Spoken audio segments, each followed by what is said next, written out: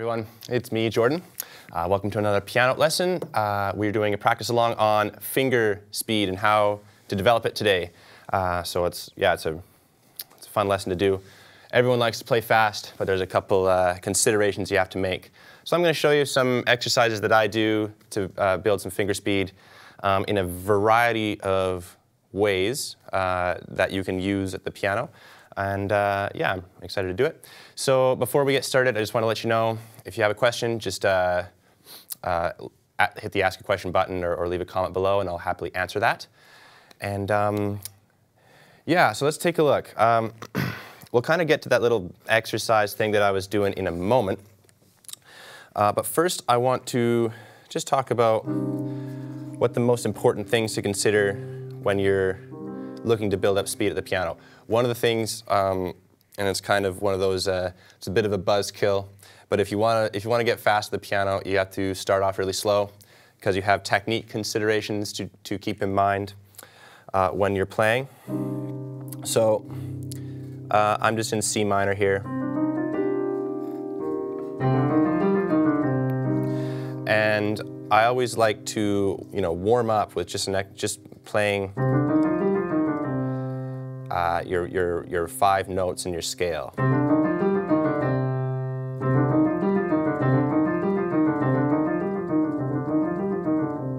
And as you're playing, you want to start off as nice and slow and even, and make sure that each note is evenly placed as far as your rhythm, and also evenly sounded as far as the loudness of each note.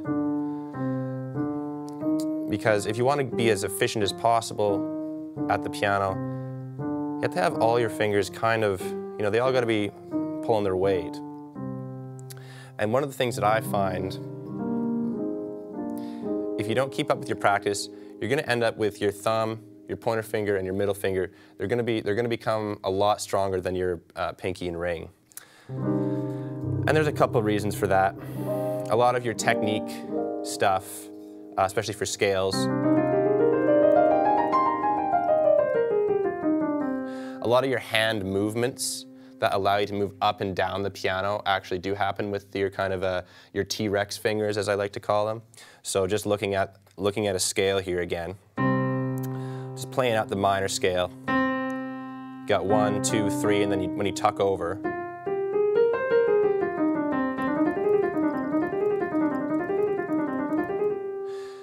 that little movement, those movements there are really, they're really essential stuff to kind of get drilled into your brain to the point where they are instinctual, and you don't even really think about them. It's just it's a motion that you kind of default will do. So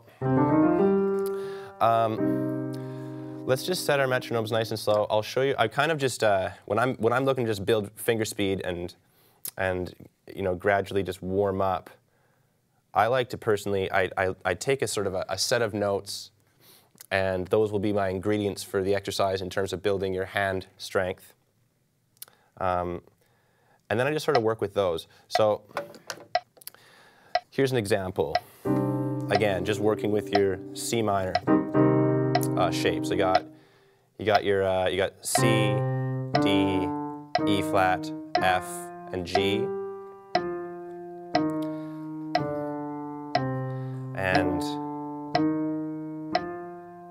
we're just racing right now, aren't we? But we'll get faster.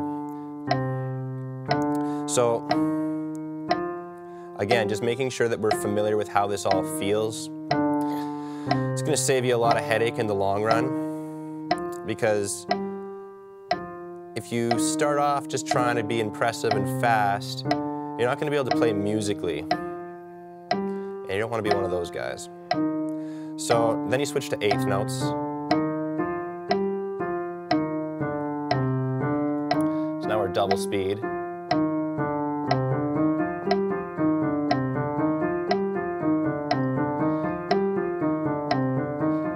And again, we're just making sure that we're nice and synced up.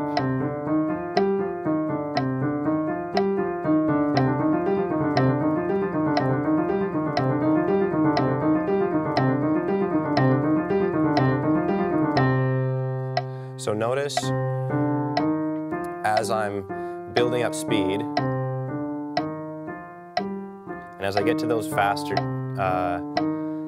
hand movements, my bottom notes, my C notes, so my pinky and my thumb, they're always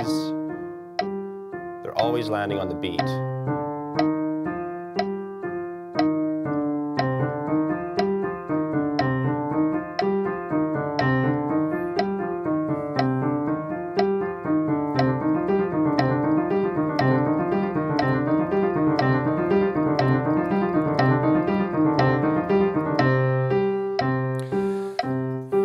So you can simplify this process. You can just go down to your 1 and 5. So in other words, I call this kind of like your bookends.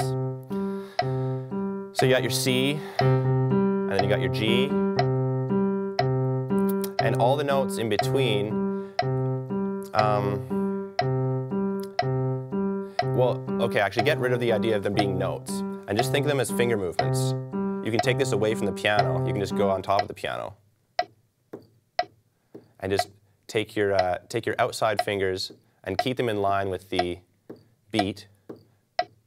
And then as you become comfortable with this sort of internal rhythm, you can start working with start placing those 3 notes, or those 3 fingers in between, in between the beat here. All right, I'll get back to them.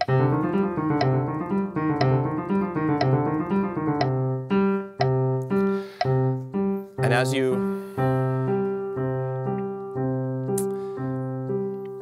kind of begin to incorporate that mentality where you're working with your outside notes and your inside fingers they're just sort of guided by your external rhythm, you begin to realize that playing fast becomes this kind of, it's like this waving sort of motion, especially when you're playing fast and also trying to keep yourself rhythmic. So this is the kind of skill that I like to build up when I'm doing stuff that's sort of in line with that opening jam that I did, where you're just treating your hand movements become almost like this little metronome.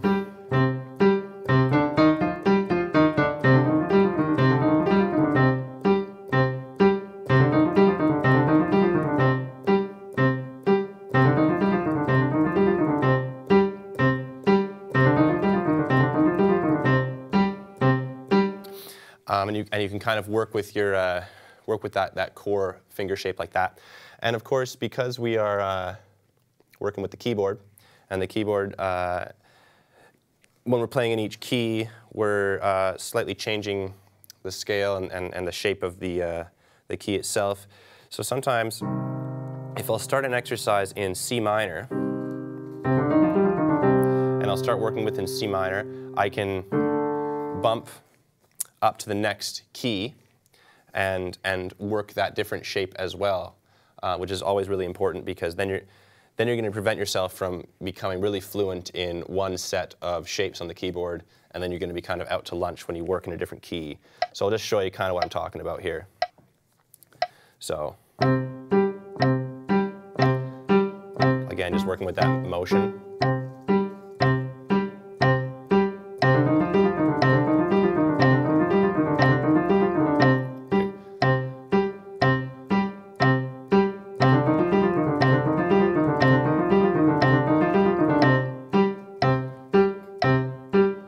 And then we can bump up one full step to play D minor. 1, 2, 3, here we go. And we can do that same motion.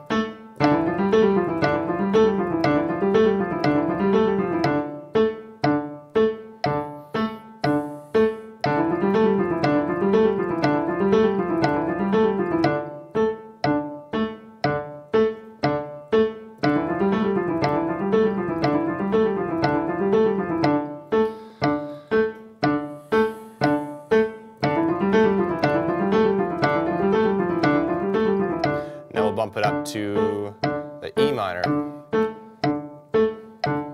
Here we go.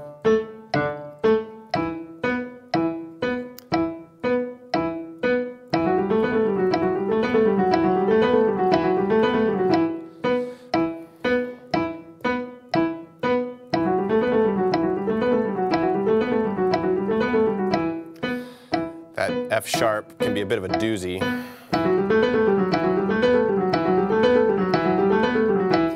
Last time, then we're going to go to F.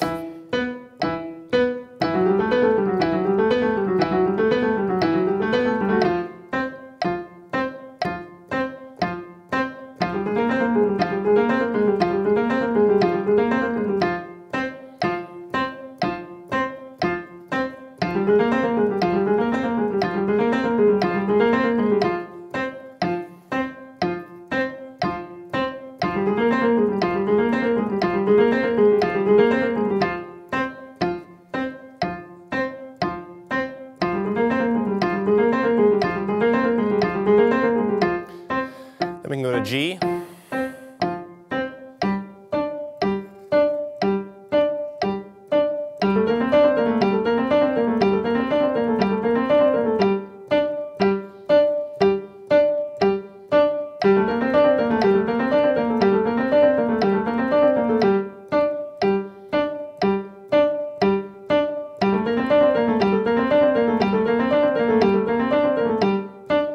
Then we go to A minor.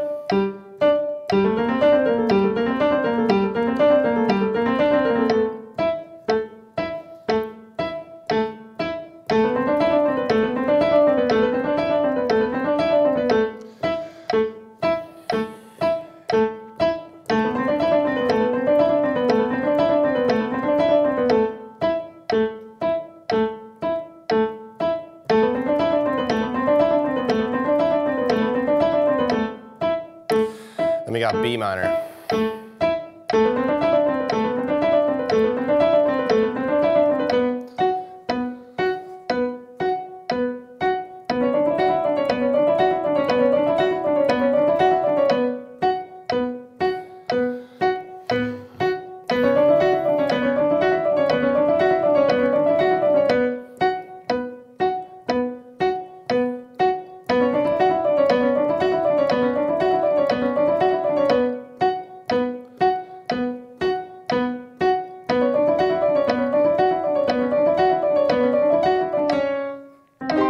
Then we're back at the top there. So that's tough. I need to do that more often, especially on the left hand. The left hand doesn't naturally tend to work that way. A lot of songs that you'll play don't really, unless you're doing some specific music, you're not really going to have a ton of stuff that moves in that kind of fashion. So it's good to keep your left hand synced up with this kind of stuff every once in a while too. But if you are having difficulty with it, you can just keep up with the right hand. Maybe use your left hand, just stick in that 1-5 kind of jump.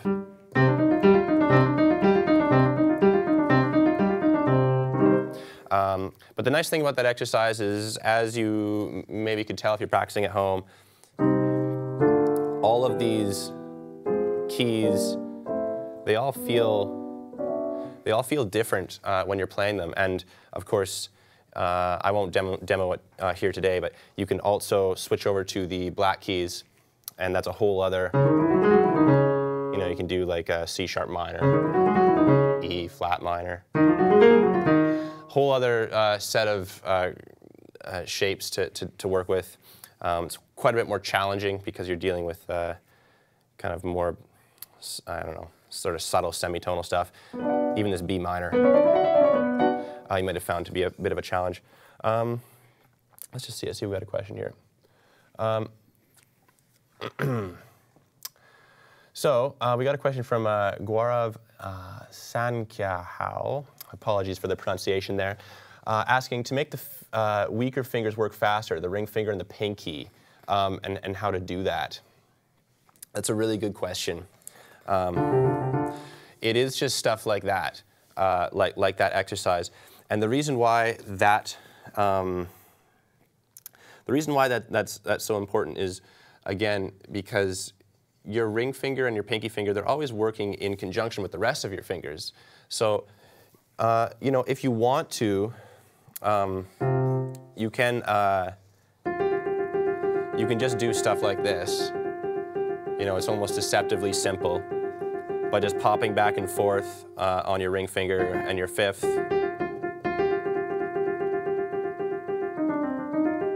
to try to just get that independence and flexibility there. But bear in mind that you'll almost never really be doing that in a musical context. You'll be doing this kind of stuff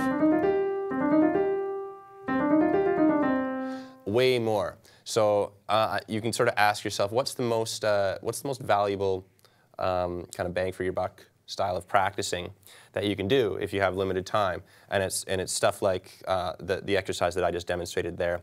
Again, if you do find yourself, if you do find those fingers lagging throughout your exercise, don't be afraid to dial your metronome back a little further and practice a bit slower, because the objective with this kind of stuff, the objective with finger speed isn't, or the objective with training finger speed isn't to play fast at first, it's to play even and consistent across all of your finger, hand, and arm movements, because you got to remember that rhythm is obviously the key component to playing fast. If you're kind of just playing fast but out of time, there's not a whole lot of use for it in a musical context. So yeah, the ring fingers and stuff, I totally get you. But you just kind of gotta gently carry them along with the rest of your fingers. So the other thing that's easy to do to strengthen your hands is just to play scales.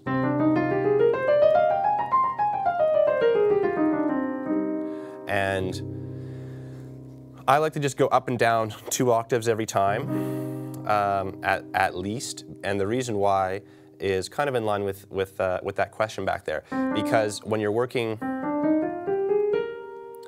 with a 2 octave scale, here I am just in C minor. If you're just staying in 1 octave, you don't really have a lot of your ring and pinky fingers don't really do a lot. They just kind of like cap off the motion. So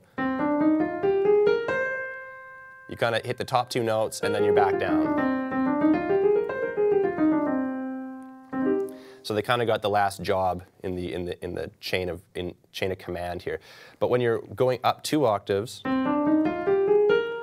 there you are. Your ring fingers got a roll to do. You got to do that thumb tuck style thing. And again, that thumb tuck is an essential movement to get rhythmically consistent if you want to play fast. So we got that thumb tuck. We got another one, another thumb tuck, and then we're topping off with the pinky.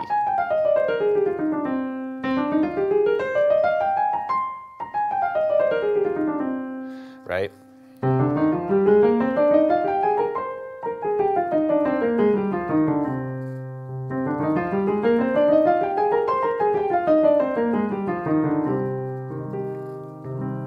So yeah, practicing your scales and slowly building them up in speed and tempo is a huge help.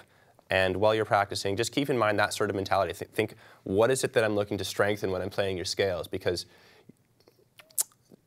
for me, personally, I don't think of it in terms of notes. I don't think of myself going C, D, E flat, F, G, A flat, B flat, C. I think in terms of first 3 fingers, this kind of grouping of 3, and then I have this cross, grouping of 4, cross, grouping of 3. That's the most basic instinctual thinking that I'm doing as I'm practicing. I'm working with what hand motions do I have to do, and that's why you know, if you start really getting into this, you'll become a fidgety person, because you're going to be working like this just as you're, you know, on your steering wheel or something on your car as you're practicing along, because you realize, oh, this is instincts that I can be building throughout the day. I don't need to be in front of the piano at all times to be thinking about what motions do I have to be using, what are the relevant movements that I got to use at the keyboard. Okay. So I've got a question from Tony Lancer. When running scales towards the top, why do pianists omit the pinky finger? Oh, right. So that's the reason why is because, like, if you're doing a multi-octave scale, if I use my pinky finger here, there's not really any way for me to continue going. Like, that's a massive leap. So the idea with the reason why we do those fingerings is because we want to reset our hands every time we get to the octave. So almost like think of it as this like do-over thing. So if I'm playing my C minor scale, I've played all the notes of this first octave, and I'm at finger 4 here, and I started that with my thumb. So I want to cross over my thumb to basically just repeat the process again. Then thumb, and then you're at the top. So again, your pinky finger is kind of your cap-off note, at least in your right hand. It's the note that kind of like, once you've hit your pinky, you've put a roof on the house. You can't go any further up. You're at the top story, right? And then, oh, done. And then you can fall back down the stairs. So I hope that answers that question. I've got a question from Andreas Bonde. How do I force my fingers to play the chords with the right fingers? With the correct fingers, I presume? Again, that's just a speed thing. That's just slowing it right down. Slowing it right down, be like strict with it. Don't allow yourself to build the wrong set of muscle memory stuff, especially if you're just starting out, because you'll find you'll reach a point where you realize, oh, I've got to unlearn a lot of this stuff that I've been building up. So, you know, some new players, they won't think about their thumb as part of the equation. They'll just sort of, they'll do stuff like this, which is just, that's a nightmare to like unlearn, because your 1, your 3, and your 5, those are like your big kind of like important fingers for structuring out for basically placing your hands. Like when I sit at the piano, and I just put my hand on like this, I'm basically like, I'm perching my hand with my thumb, my ring finger, and my pinky. So it's like if it's a table, those are the legs, and then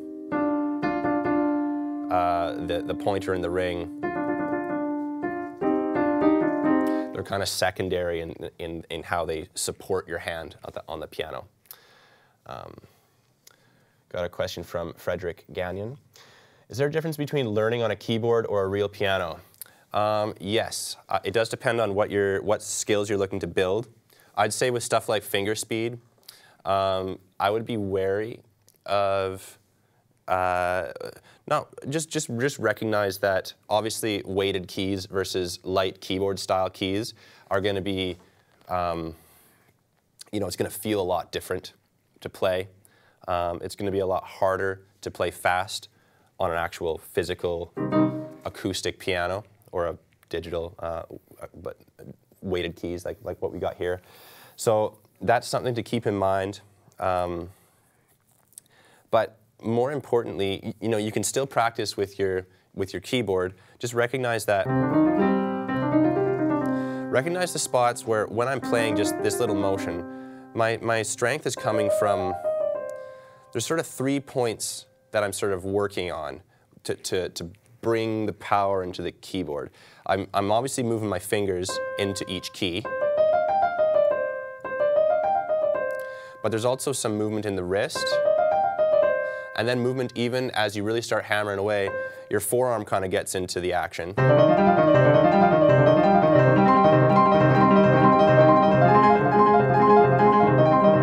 Like it's kind of this continual motion on your forearm as well.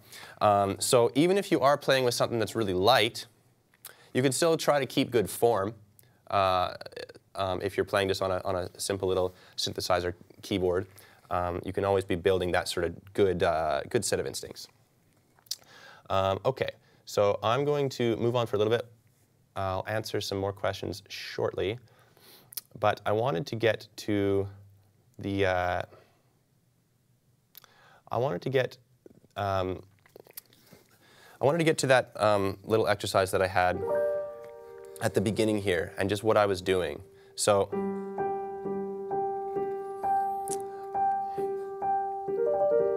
And that's sort of how I go about playing arpeggios fast. Because to me there's 3 sort of movements that you can do on the piano, for simplicity's sake, that that help, that can be kind of worked on as far as speed. There's that motion that we did there. There's obviously the scale stuff that allows you to travel up and down the piano. But then there's also this expanded kind of cycle motion that I like to work with a lot in my own music, which is these kind of arpeggiated rhythmic melody things.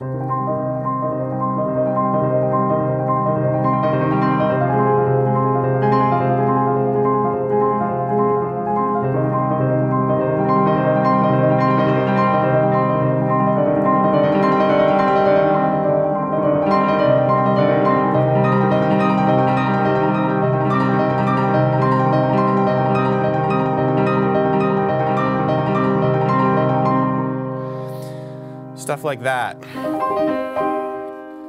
And how do you, like, what's the mentality of going about doing it? Again, you're kind of working with your bookend notes.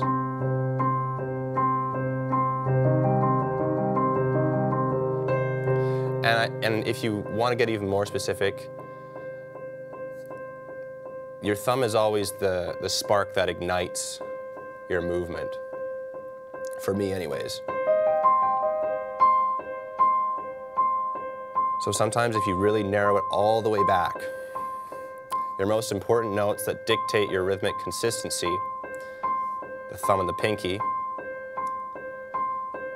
the thumb is kind of the call and the pinky's kind of the response. So it's this ping pong back and forth.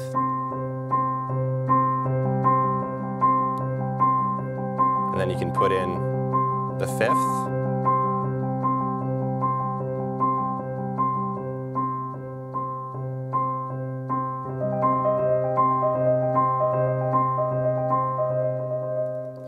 So if you just look at that sort of stuff in basic, again, just looking at the muscles that are kind of being used, I'm working on this motion, your thumb and your finger two. Right now, because I'm playing a minor shaped arpeggio, I'm working with this minor third.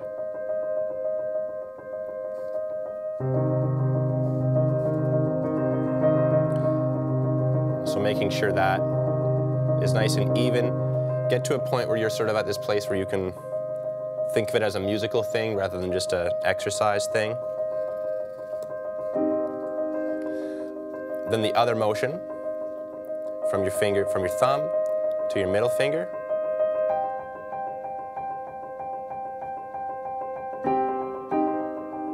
And then finally your thumb to your pinky.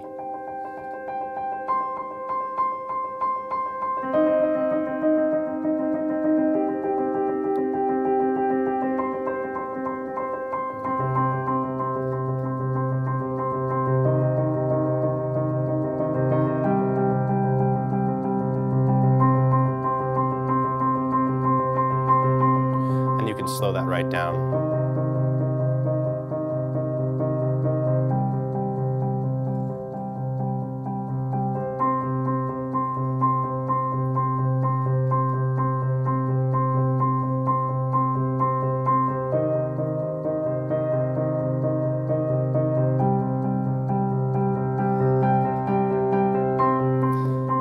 And then sometimes, because you want this to sound musical, not too repetitive, you'll see your this shape here. Consider it your one chord. So we have a minor one chord, C minor one. Then we have an F. We can do an F minor as our four chord, and we can build this same movement.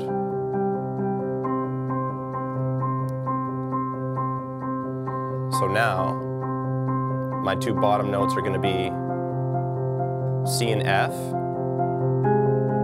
And then I go C and A flat, and then back to the top. So rather than going from that third, I'm now going to the four. So C and F, and then rather than going from the five, I'm I'm going to the, just one semitone, and then to the, and then I'm going to the octave. So you can, so just going back and forth between those two movements. So working your minor thirds, then work your fifths, then work your octaves, then minor third, fifth, octave. And now we're going to do the fourths to A flat.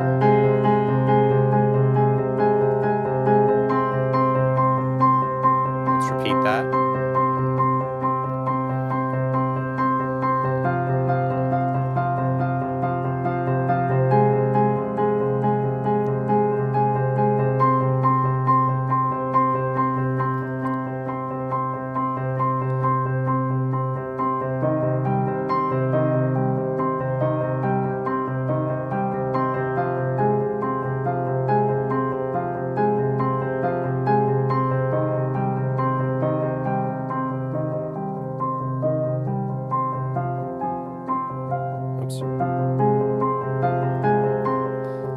And once you start to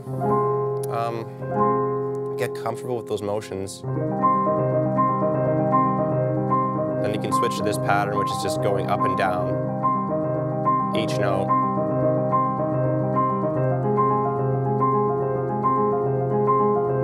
So up, down, up, down, up, down, up, down, up, down.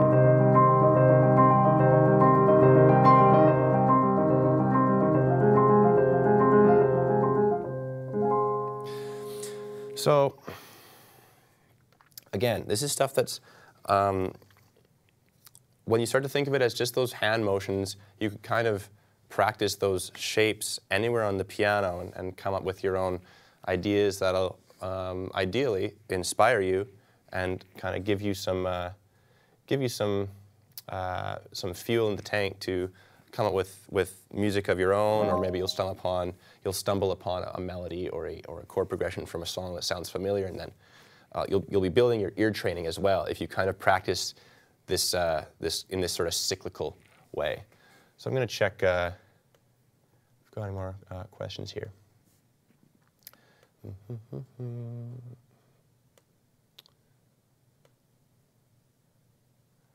All right, so we got one from Warav Sankyan. Sorry about the pronunciation again. Could you give a specific exercise to strengthen your weaker fingers? Yeah, sort of towards the beginning of the lesson, we talked a little bit about how the best way to strengthen your weaker fingers is to slow down your stronger fingers, basically. Get yourself so that you are able to play confidently with your ring and your pinky, which 99% of the time these are going to be your weak fingers. So rather than go too far ahead trying to build your stronger fingers, which tend to be these three right here, dial that back and make sure that you are working them all equally and listening to hear that each note is sounding evenly and rhythmically consistent. I got a question from Ishmael Hudson. How do you, a mature pianist, efficiently perceive different scales, whether through modulation or as you play or improvise a piece? Do you think of the notes, shape, feeling, or interval? That's a great question. When you're in an improvisational space, you kind of think, you sort of think of all three, I suppose. Efficiently perceive different scales. Again, when I'm to answer this in the least abstract way possible, I guess you think about when you put yourself in a key. So again, I'm here in C minor. My first instinct is, okay, what's what are the other complementary shapes or chords, if you want to just really simplify it down. What are the other complementary chords in and around C minor? So typically, if I have my C minor 1 again, I've got my F minor 4, and I've got my G minor 5. So you can take another key. If you go to D minor, I've got my D minor 1, I've got my G minor 4, I've got my A minor 5. And this might be sort of beyond the scope of this lesson, but if you want to know more about this, just email me, jordan@pianote.com, because there's a lot more different kind of rabbit holes you can get into once you start just freely improvising. One of the things that's really valuable to familiarize yourself with is also the relative minor-major relationship of these chords. So I'll be thinking, so for instance, if I'm sitting down to just free jam, and this is, I'll use these chords at the end of this, this lesson just to demonstrate it, but I've got my C minor 1 chord, my F minor 4 chord, my G minor 5 chord, and say, like, though that sounds great, but it all sounds kind of minor and sad. So if I want to add a little bit of color to the music while I'm improvising, I'll also think, okay, here's my minor 1, but I also want a relative major chord based off of this minor chord.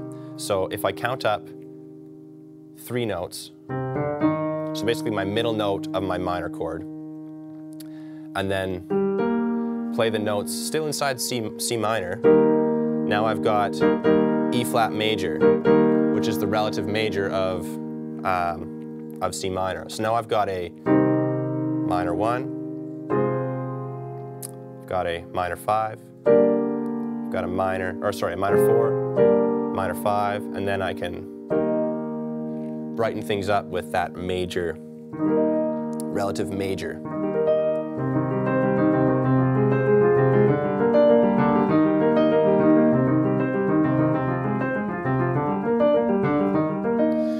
And then you can start to apply some of the thinking that I'm talking about in this lesson, where you start to think of what are the hand motions.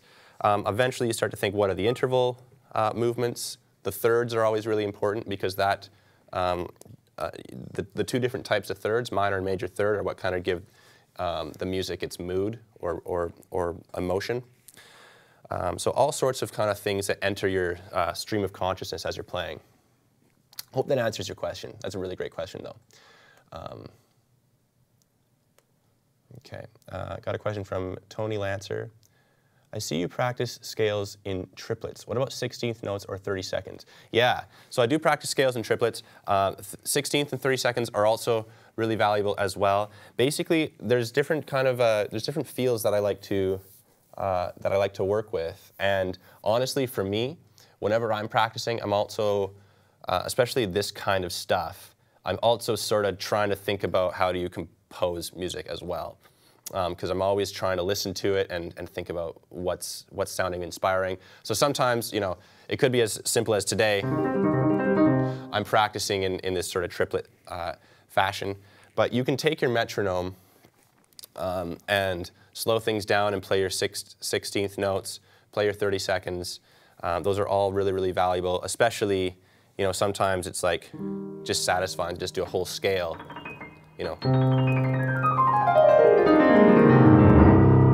And just kind of run up and down that in the different rhythmic values that work within 4/4 time. So your 8th notes, your quarter notes, your 8th notes, and then your 16th notes, and then 30 seconds if you really want to rip, if you really want to rip around. Okay, so I'm going to call it there unless there's any more questions that are coming in.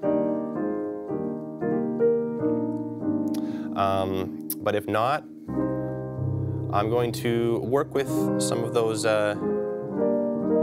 chords I was demoing there. and just use this sort of, just use some of this thinking to work on my finger speed and rhythmic consistency. So thanks for joining. We have another lesson this upcoming Friday at 2 p.m. Pacific Standard Time. Hope you can join us for that. And until then, bye-bye for now.